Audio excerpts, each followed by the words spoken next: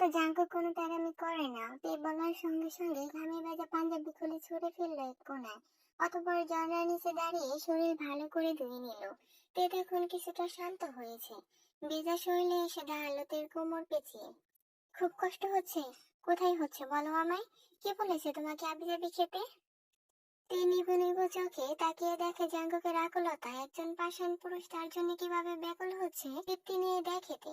না, আজ তের আর মনে হচ্ছে না যে জাঙ্কুক তাকে শুধু প্রতিশোধের নেশায় বিয়ে করেছে, বরং জাঙ্কুকের চোখে আজ তার জন্য সে সর্বোচ্চ ভালোবাসাটা দেখতে পাচ্ছে। তে এক সময় নিজের ভর ছেড়ে দিল জাঙ্কুকের উপর।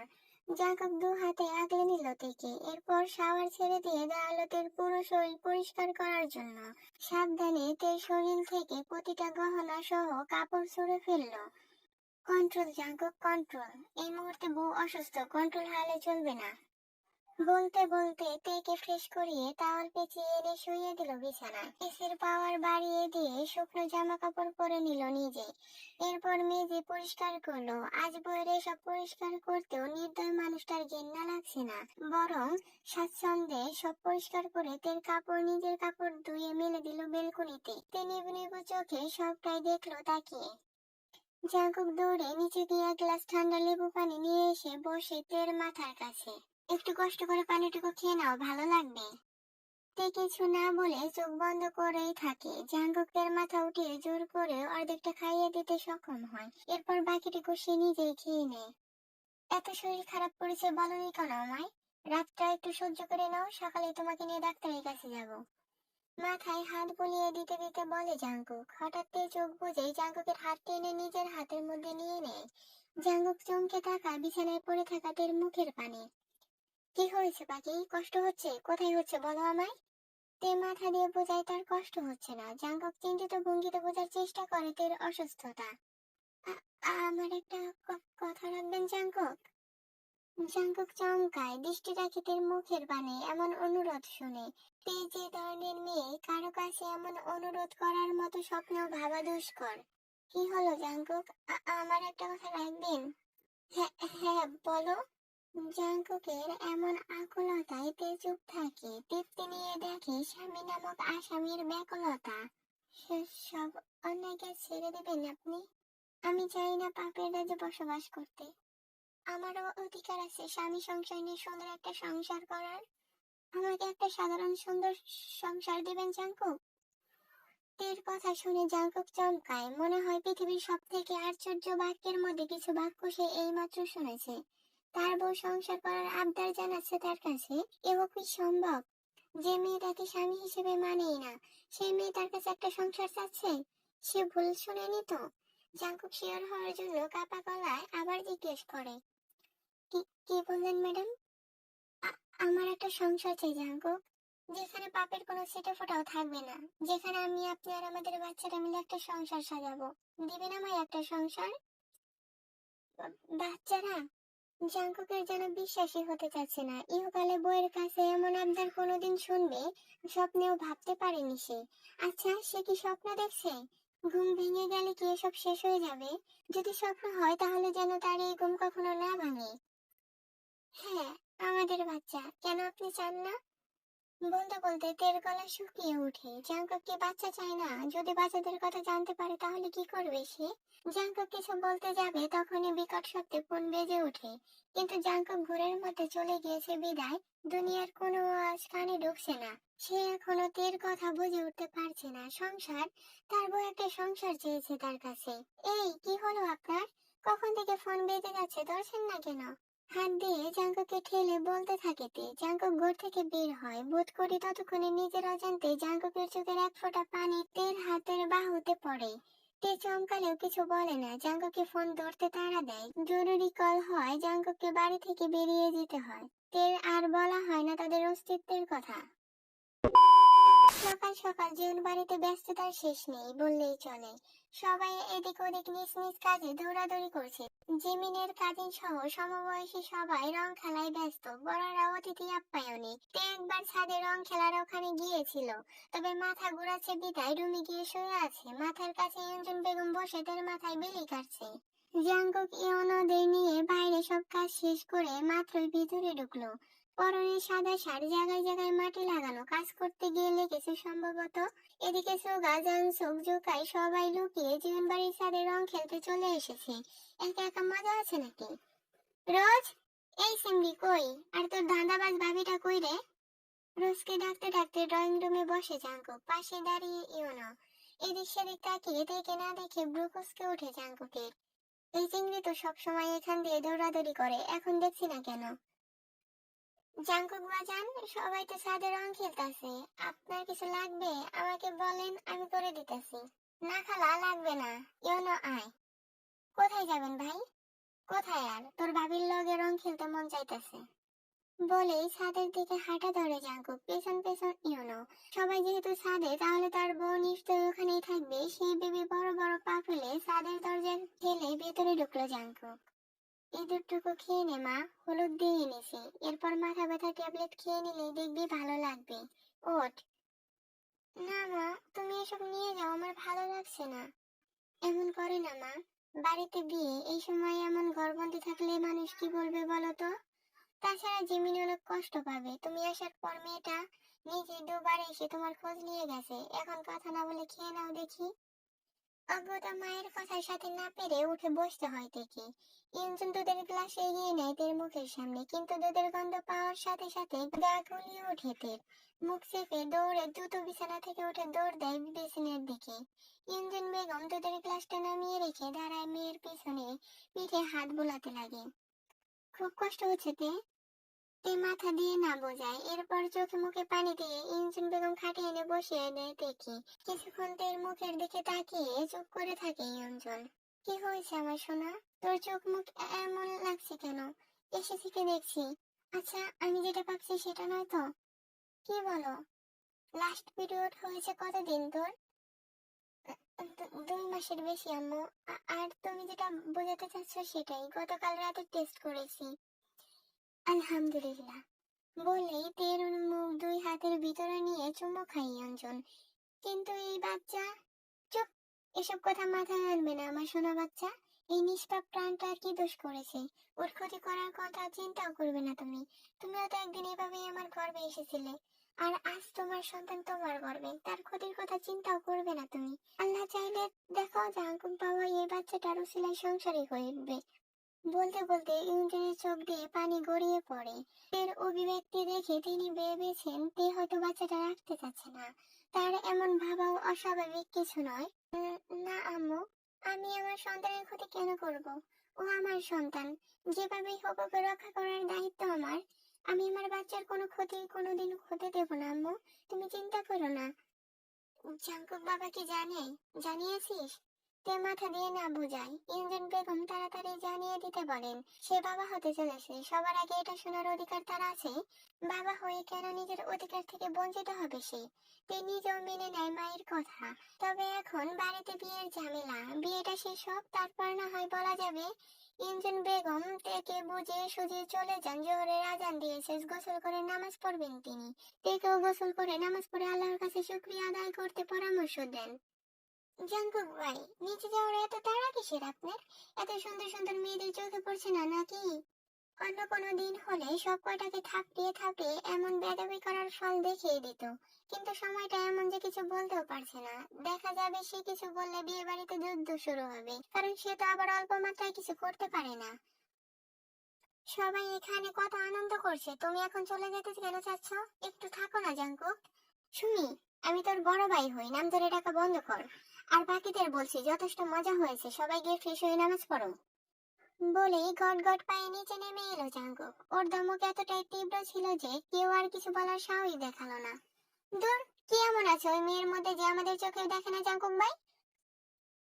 জাঙ্কুকের আড়ালে বলেছো, কিন্তু বলে ওর সামনে এইসব বলার দুঃসাহস দেখিও না। না হলে এইসব বলার জন্য তোমার মুখের নকশা মানচিত্র হতে পারে মিনা। আচ্ছা, অনেক হয়েছে, এবার সত্যি সবার যাওয়া উচিত। জিমিন আপু, নিচে যান। আর সুগা ভাই, আপনারা আমার সাথে আসুন, আমি পেছন দিয়ে বের হতে সাহায্য করছি। জিমিন যেতে সবাই একে একে চলে যেতে লাগলো। মিনা, সুমি এরা সবাই জিমিনের খালাতো মামাতো বোন। বলা বাহুল্য, সব আত্মীয় স্বজন আর কাজিনদের মধ্যে জাঙ্কুক অতিমাত্রায় সুদর্শন বিদায় সবাই জাঙ্কুককে মনে মনে পছন্দ করে, কিন্তু ভয়ে বলতে পারে না। তবে ওই যে অনেকের মধ্যে কয়েকজন বেহায়া থাকে না, তাদের মধ্যে মিনা, সুমিও আছে।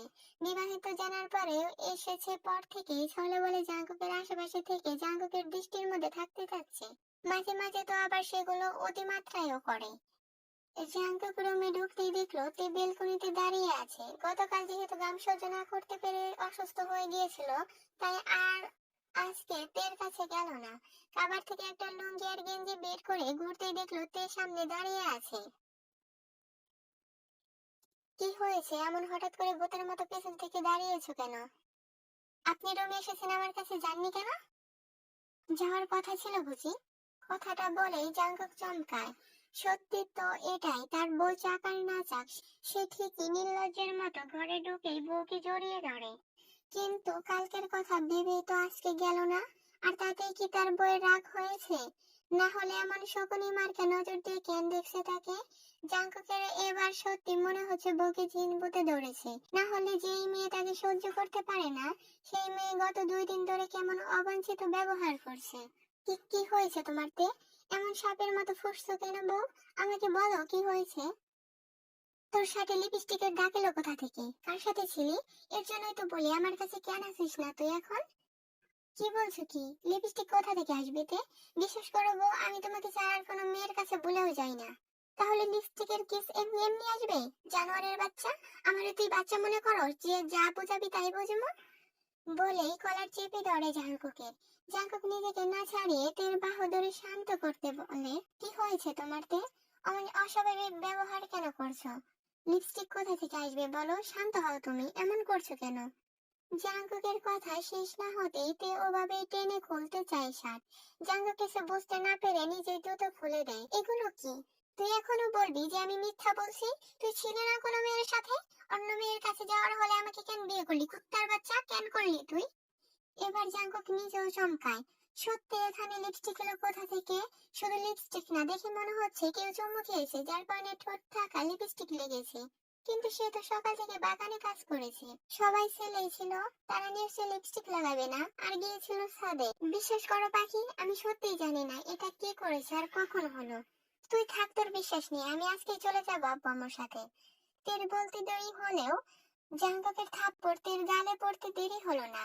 এতক্ষণ যা বলেছে মেনে নিয়েছে, কিন্তু তাকে ছেড়ে যাওয়ার কথা বললে মোটেও সহ্য করবে না সে।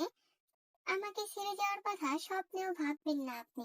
আমি সত্যি জানি না কিভাবে হয়েছে এটা বা কি করেছে, তবে যে করেছে তার উপরে যাওয়ার টিকিট আমি নিজে হাতেই খুলবো ঘরওয়ালি। আরো অনেক কথা বলে তেকে শান্ত করে। জাঙ্কুক বুঝতে পারছে না তের এমন আচরণের কারণ। সে তো ছাদে এসেছিল তে আছে ভেবে, কিন্তু যখন দেখলো নেই তখন নিচে যেতে চাইলে সবাই মিলে আটকে দেয়। বন্ধুদের রেখেও আসতে পারেনি, তখন হয়তো রং খেলতে গিয়ে কেউ জাঙ্কুকের অজান্তে এমনটা করার সাহস দেখিয়েছে। জিমিনকে আজকে বউ সাজে সাজানো হয়েছে। মেয়েটাকে কোনো লাল পরীর থেকে কম লাগছে না। জিমিনকে স্টেজে বসিয়ে সুগার দিকে গিয়েছে সবাই। ভাবি, বেশি জোরে দৌড় দিবেন না, পড়ে গেলে ভাই আমাকে উগান্ডা পাঠিয়ে দিবে। ইয়ানো ভাই, আমার কিছু হবে না, এদিকে আসুন সবাই। এরপর তেইয়ানো, রোজলি, জাংসুক, জুকাই, ক্রিস, জেনি সহ সবাইকে তাদের প্ল্যান বুঝিয়ে দিতে লাগলো। জাঙ্কুক গত কয়েকদিন অবাকের উপর অবাক হচ্ছে। বউয়ের এমন আচরণে তাকে চিন্তিত করছে, আবার শান্তিও দিচ্ছে। এই তো আজকে বিকেল বেলা সবাইকে খাওয়ানো শেষ, শুধু বিয়ে বাকি। কাজেও তার কাজ শুরু করে দিয়েছে। অমন সময় তে ডেকে পাঠায় জাঙ্কুককে। কি হয়েছে বউ? এদিকে জিমিনের বিয়ে চলছে, তুমি ঘরে কি করছো? বিয়ে পরে হবে। কি বলছো কি? বিয়ে তো শুরু হয়ে গিয়েছে। বলছি না বিয়ে পরে হবে। আপনার ওই বুড়ো বাপ কি সবাইকে একটু আনন্দ করতে দিবে না? বিয়ে রাতে হবে বলছি মানে রাতেই হবে। পাখি, বোঝার চেষ্টা করো। সুগার আবার বিয়ের পর ঢাকায় রওনা দিবে, এমন কেন করছো তুমি? বলছি না বিয়ে রাতে হবে, আর সুগা ভাইয়ারা কাল দিনে সকাল সকাল রওনা দিবে। কিন্তু ওকে, যা খুশি করেন, আমাকে ডাকবেন না। বলেই তে চাদর মুড়ি দিয়ে শুয়ে পড়ে। জাঙ্কুক পড়েছে বেড়া কলে। বউ আজকাল অসম্ভব জিনিসগুলো চেয়ে বসছে। কি করার, বউ চেয়েছে, তাছাড়া এই কারণে হয়তো এখনো রেডি হয়ে নিচেও যায়নি। জাংকুক দ্রুত পকেট থেকে ফোন বের করে ওদের গ্রুপে টেক্সট করে, ওর বাবাকে কল দিয়ে বলে রাতে বিয়ের কাজ সম্পূর্ণ করতে। অজ্ঞতা ছেলের কথা রাখতে নাম যেন রাতেই দেন।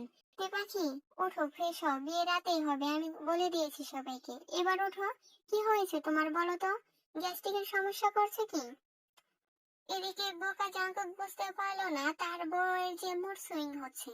সে জাঙ্কুকের কথা শুনে চাদর ফেলে দ্রুত এসে গলা জড়িয়ে ধরে গেল চুমু খায়। বেচারা জাঙ্কুক মনে হচ্ছে ফ্রিজ হয়ে গিয়েছে।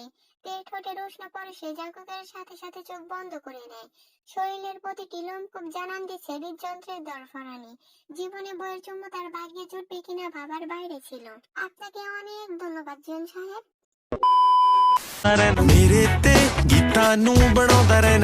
তে সবাইকে নিয়ে এগিয়ে যায় সুগার কাছে, যেখানে সুগাকে বসানো হয়েছে। সবাই তাদের ভাবিকে পেয়ে মহা খুশি, তার উপর তাদের আনন্দের নেতৃত্ব দিচ্ছে যে এটা তাদের সবার কাছেই অভাবনীয় কিছুই ছিল। সুগা তো গ্রুপ চেক করার সাথে সাথে তখন বিয়ে থামিয়ে দিয়েছিল।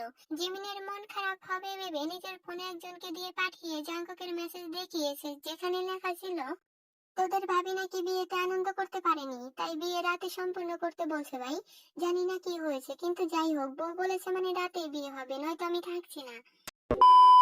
আসসালামু আলাইকুম ভাবি। ওয়ালাইকুম আসসালাম ভাইয়া।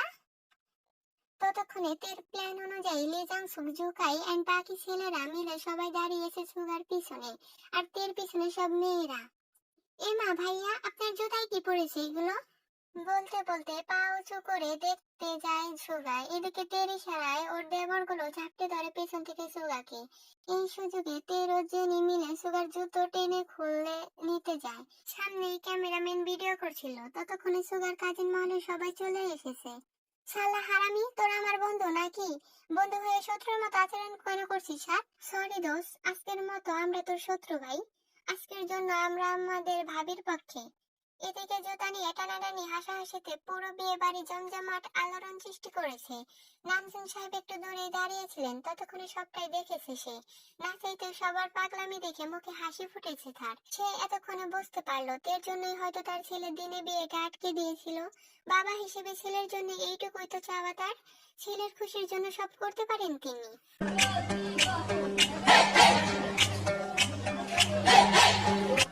It was at this moment that he knew he fucked up. दूल्हे की सालियों हरे दुपट्टे वालियों, दूल्हे की सालियों हरे दुपट्टे वालियों, झूठे दे दो पैसे ले लो, झूठे दे दो पैसे ले लो।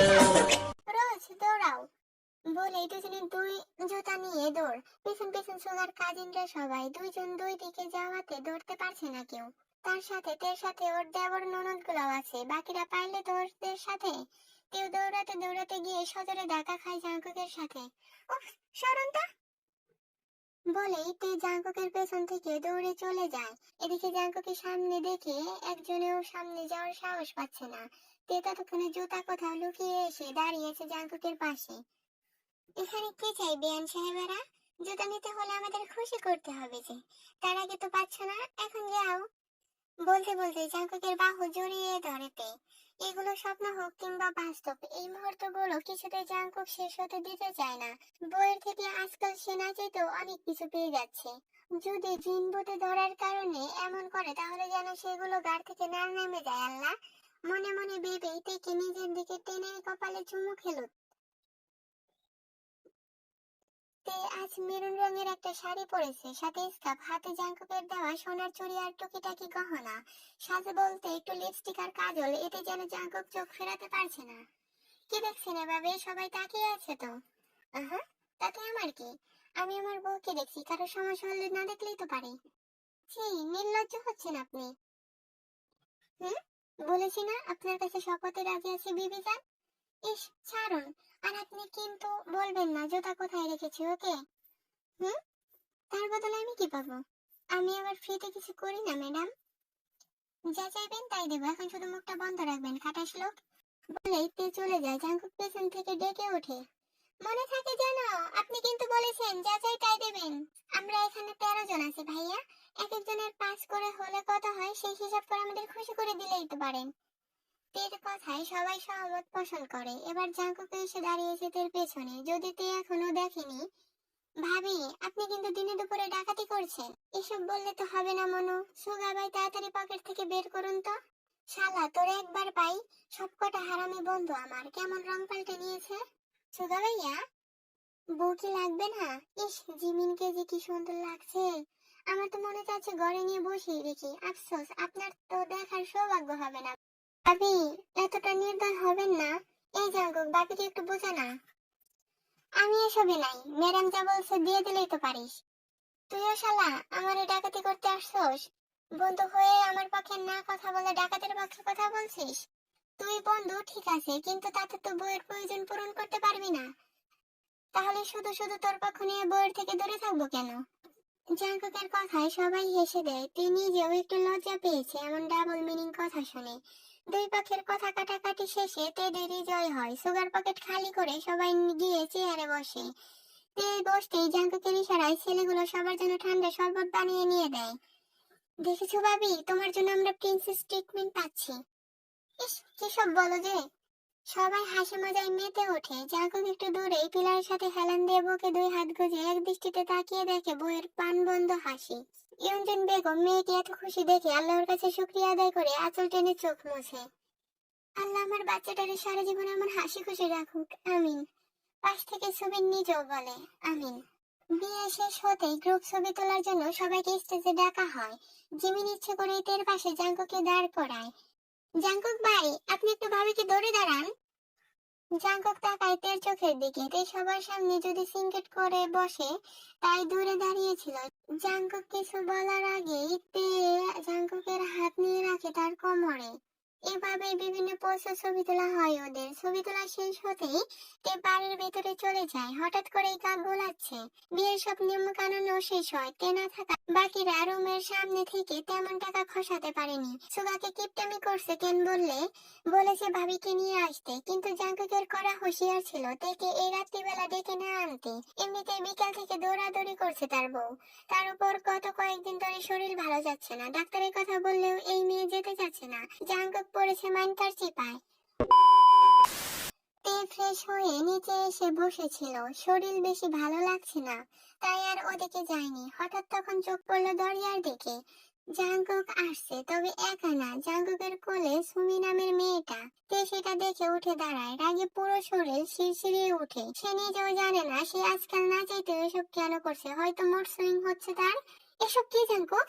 জাঙ্কুক ভেবেছিল তে ঘরে ঘুমাচ্ছে। বউ এখানে আগে জানলে সব ঝামেলা কোলে উঠাতো না। এমনিতে আজকাল বউ যে রূপ দেখাচ্ছে। তে আসলে আসলে নকলে কি? এই মেয়েকে আপনি কোলে নিয়ে কেন উঠিয়েছেন? এই মেয়ে না বলছি। বলে সুমির হাত ধরে নামাতে চায়। জাঙ্কুক দ্রুত সোফার উপর এক প্রকার ছুঁড়ে ফেলে সুমিকে।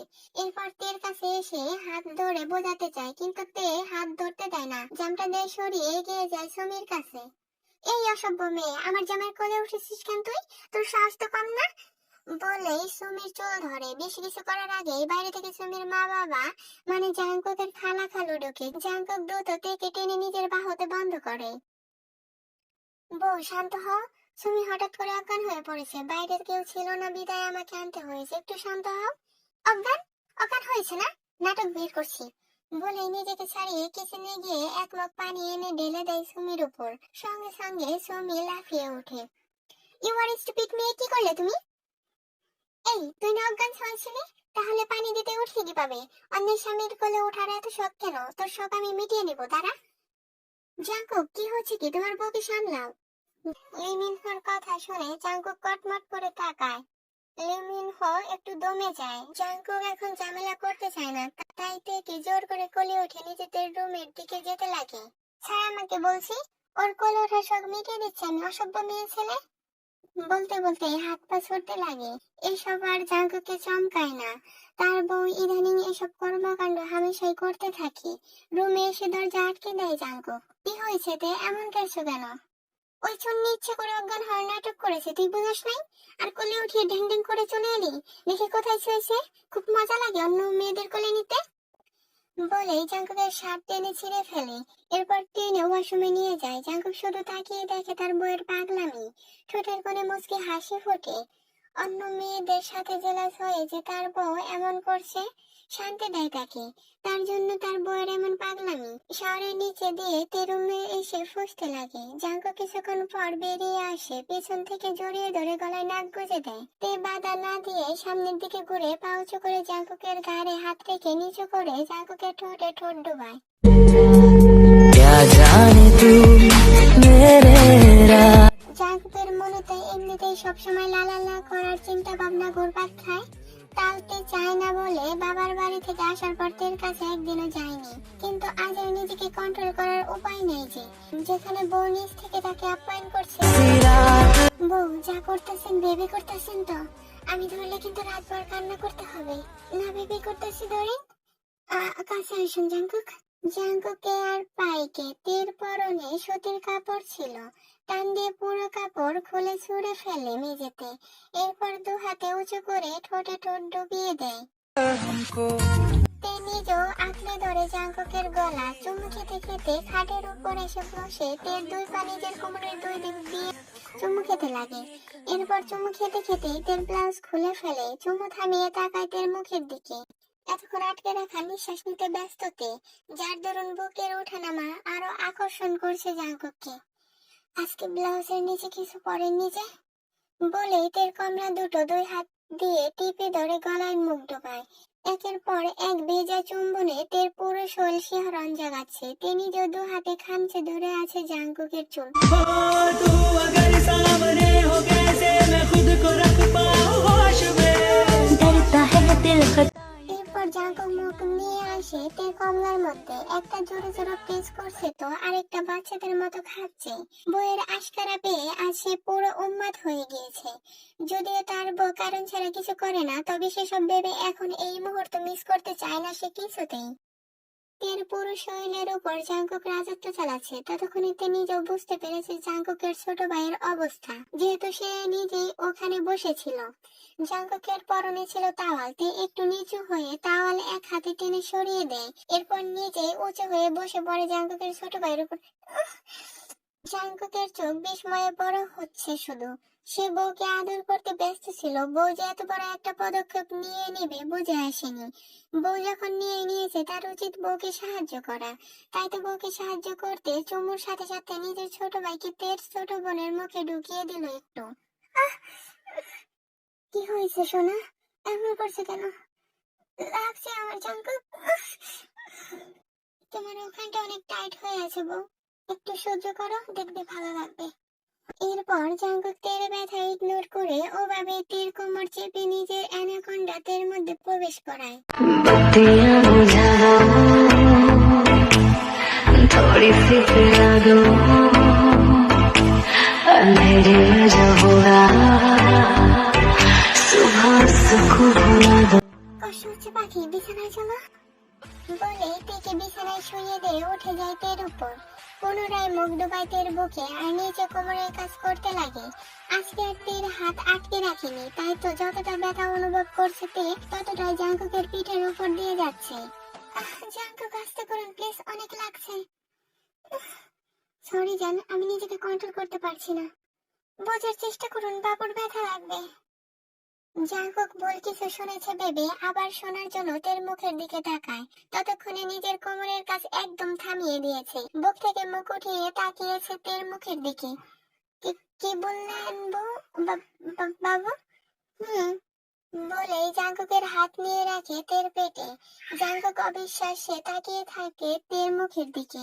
এই মুহূর্তে তার কেমন রিয়াকশন দেওয়া উচিত বুঝে আসছে না। বেশি খুশিতে মানুষ যেমন অনুভূতি শূন্য হয়ে পড়ে, জাঙ্কুকের এমন অবস্থা হয়েছে। আপনি খুশি হননি জাঙ্কুক? তের কথা শুনে তেকে দু হাতে তুলে ঝাপটে ধরে চুমু খায় কপালে গালে ঠোঁটে। চুমুতে চুমুতে ভরিয়ে দেয় তের পুরো মুখ। এরপর তের পেটের মধ্যে চুমু খেতে থাকে। এক সময় তে খেয়াল করে তার পেটে গরম কিছুর অস্তিত্ব খুঁজে পাচ্ছে। ভালো করে দেখতেই বুঝে জাঙ্কুক নিঃশব্দে চোখের পানি ফেলছে। এমন একটা সংবাদ কেমন অনুভূতি প্রকাশ করতে হয় আমি জানি না তে, হয়তো করতেও পারছি না। কিন্তু কিন্তু আমাকে পৃথিবীর সব থেকে খুশির সংবাদটা আপনি জানিয়েছেন বউ। আপনাকে অনেক ধন্যবাদ। আপনাকে ধন্যবাদ জাঙ্কুক। আমাকে মাতৃত্বের সাথে পরিচয় করানোর জন্য। তবে আপনাকে আমি কিছু শর্ত দিয়েছিলাম জাঙ্কুক, যদি এখন আর কোনো কথা না বল, আমাকে একটু আদর করতে দাও। दीवाने रुक जा, तेरा हमसे सामना है, आंखों से छू ले, छूना हाथों से मना है। बेचैनियों का बाजुओं का सिलसिला है, दर्द जिगर का ये सबब हमको मिला है। ख्वाबों में जो आए जाए यार हम वही हैं, हम किसी को आसानी से मिलते ही नहीं है। मेरे बिन शाम है बेनजारा, मेरे बिन बेदिया हर सितारा, मेरे बिन इश्क है बेसहारा। सुनिए आशिक बनाया, आशिक बनाया, आशिक बनाया आपने। সকাল সকাল সবার মধ্যমণি হয়ে উঠেছে তে। জাঙ্কুক তো বউয়ের কাছ থেকে সরার নামই নিচ্ছে না।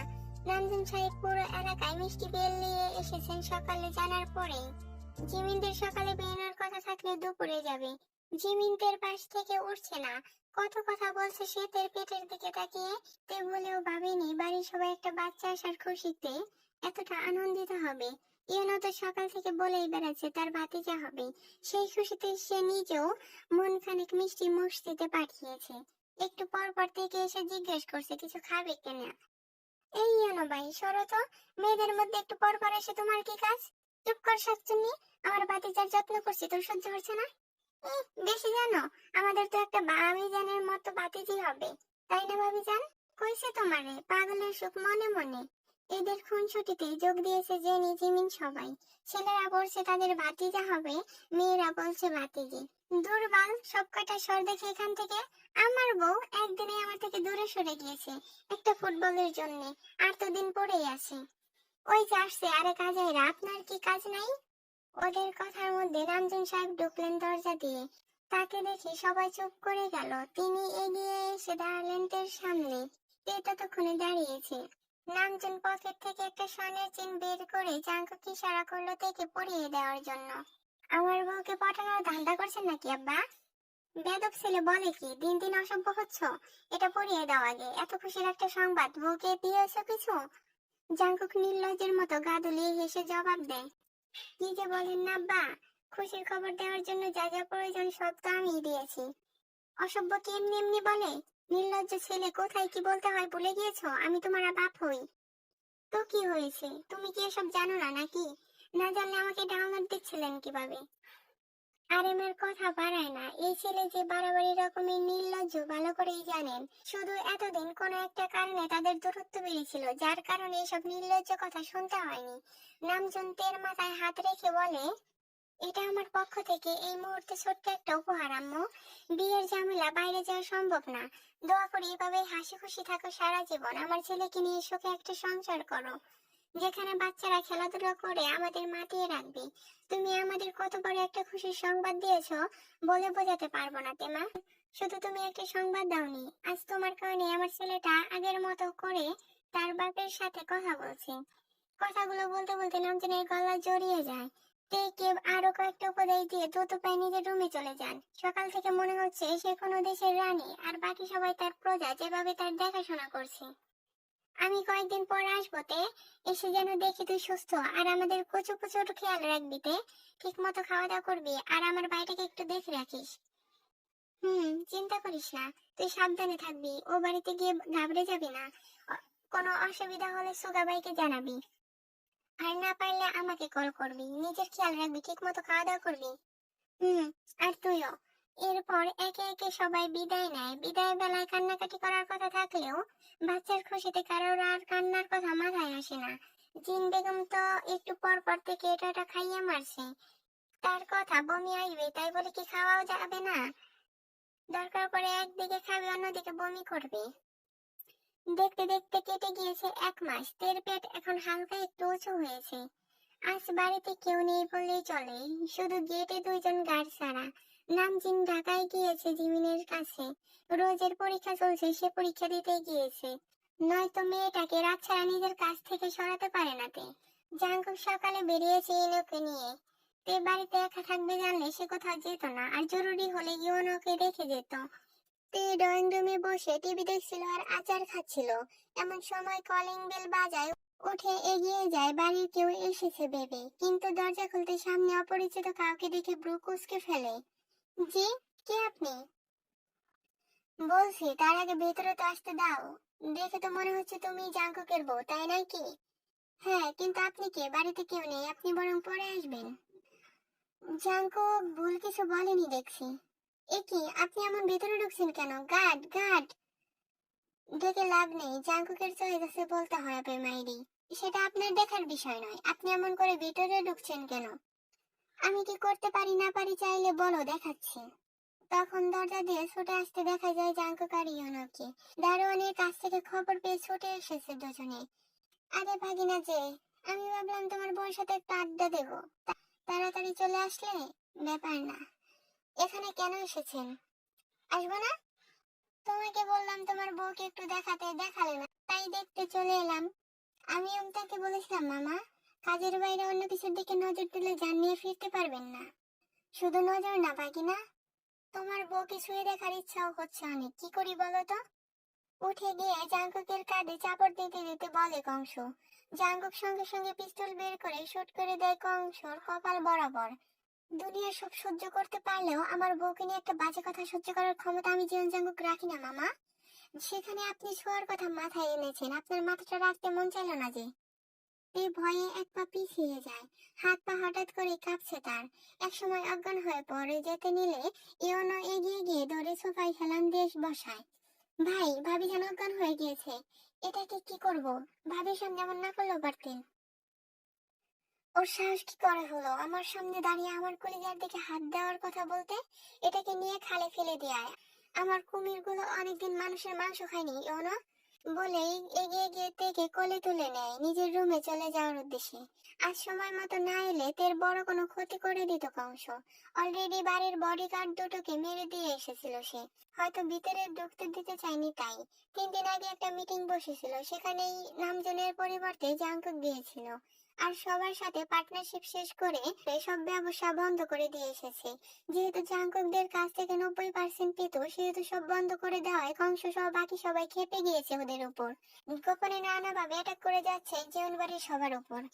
আজ সকালে নামজিনের উপরেও অ্যাটাক হয়েছিল, তবে ভাগ্য ভালো থাকায় খুব বেশি ক্ষতি হয়নি। এসব কালো জগতে যাওয়া যতটা সহজ, আসা ঠিক ততটাই কঠিন। জীবনের তাগিদে ঢুকলেও বের হতে গেলে সেই জীবন দিয়েই বের হতে হয়। তবু তের শর্তের কথা ভেবে সে এগুলো করেছে। সেদিন তো জাঙ্কুকের থেকে এসব কথাই নিয়েছিল, জাঙ্কুক যেন অবৈধ কাজ থেকে বেরিয়ে আসে। যদি না পারে তাহলে তে এখান থেকে দূরে কোথাও চলে যাবে। তখন তো জাঙ্কুক কিছু বলতে পারেনি বউকে। কিন্তু কিন্তু এখনকার ব্যাপার আলাদা। তো তার জীবনের সাথে শুধু বউ নয়, আরো একটা প্রাণ জড়িয়ে আছে। জাঙ্কুক নিজেও চায়নি কোনোদিন এসব। তবু বাপের একমাত্র ছেলে হওয়ার বিদায় বাপের সব কুকর্ম তাকেই দেখতে হয়েছে।